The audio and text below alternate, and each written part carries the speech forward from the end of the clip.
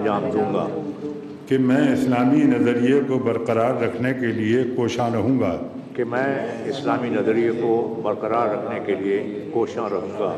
جو قیام پاکستان کی بنیاد ہے جو قیام پاکستان کی بنیاد ہے کہ میں اپنے ذاتی مفاد کو کہ میں اپنے ذاتی مفاد کو اپنے سرکاری کام یا اپنے سرکاری فیصلوں پر اثر انداز نہیں ہونے دوں گا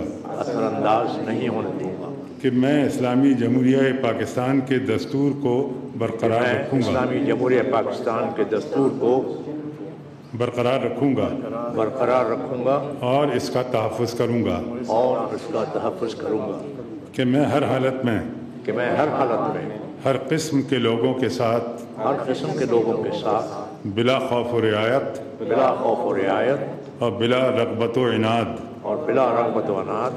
قانون کے مطابق کروں گا اور یہ کہ میں کسی شخص کو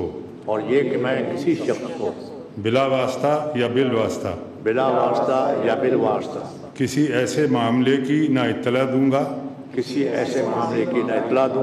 نہ اسے ظاہر کروں گا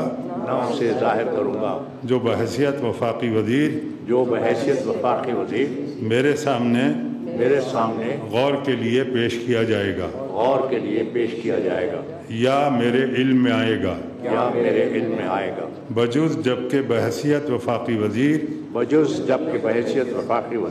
اپنے فرائض کی کما حق ہو انجام دہی کے لیے ایسا کرنا ضروری ہو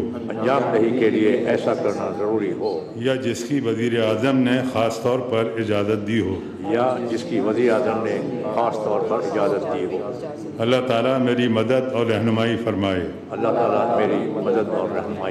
آمین